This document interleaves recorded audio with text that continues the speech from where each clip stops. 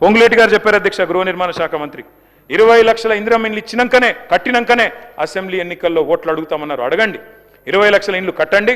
మీరు చెప్పిన మాట ఇగో ఈనాడు పేపరు చూసుకోండి, తప్పకుండా కట్టండి, మేము వద్దంటలేం.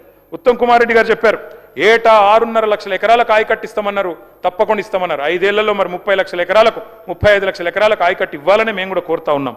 అట్లాగే మేము మీ అందరినీ, ముఖ్యంగా ప్రభుత్వంలో ఉండే పెద్దల్ని కోరేది అధ్యక్ష, రాజకీయాలు తాత్కాలికం అధ్యక్ష, ప్రభుత్వము తాత్కాలికమే, అధికారము తాత్కాలికమే, కానీ రాష్ట్రం శాశ్వతం అధ్యక్ష.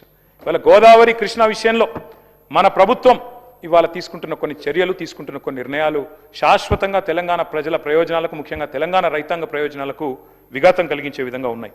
దయచేసి తొందరపడకుండా మరి జాగ్రత్తగా ముందుకు పోవాలని చెప్పి కూడా ప్రభుత్వానికి ఒక సూచన చేస్తా ఉన్నాం అధ్యక్ష. పగబట్టారు అధ్యక్ష, కాళేశ్వరం మాట్లాడితే కూలేశ్వరం అంటారు. విచిత్రం అనిపిస్తుంది అధ్యక్ష మాకు. ఇవాళ ఆ కాళేశ్వరమే కదా, మీరనే కూలేశ్వరమే కదా. హైదరాబాద్ మంచినీళ్ళకి శరణ్యమైంది అదే.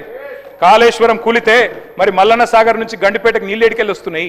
కాళేశ్వరం కూలింది అన్న వాళ్ళే గంధమల్లకు దేవుడా అనుకుంటే శంకుస్థాపన చేయాల్సి వచ్చింది కదా. కాళేశ్వరం లేకపోతే గంధమల్ల ఎక్కడది అధ్యక్ష? కాళేశ్వరం వృధా అన్న వాళ్ళే ఇవాళ తమిడిహెట్టి నుంచి సుందిల్ల బరాజ్లో నీళ్లు పోస్తామంటున్నారు అధ్యక్ష. సుందిల్ ఎక్కడది అధ్యక్ష? కాళేశ్వరం వెళ్ళకపోతే. అందుకే అంటా ఉన్నా అధ్యక్ష, అబద్ధాలతో మీరు అద్భుతాలను దాచలేరు. ఒక ఎన్నిక గెలిచిండ్రు ప్రచారం చేసి, 80,000 కోట్లు ఖర్చైన ప్రాజెక్టులో 1,00,000 కోట్ల కుంభకోణం జరిగిందని ప్రచారం చేసిండ్రు. ఏటీఎం అన్నారు. ఇవాళ ఏం జరుగుతుందో రాష్ట్రం మొత్తం చూస్తూ ఉంది. అందుకే అధ్యక్ష, ఎవరంతా ఏడ్చినా, ఎద్దేడ్చిన వ్యవసాయాన్ని బాగు చేసింది కాళేశ్వరమే. ఎవరిని శాపాలు పెట్టినా రైతన్నలకు వరం కాళేశ్వరమే.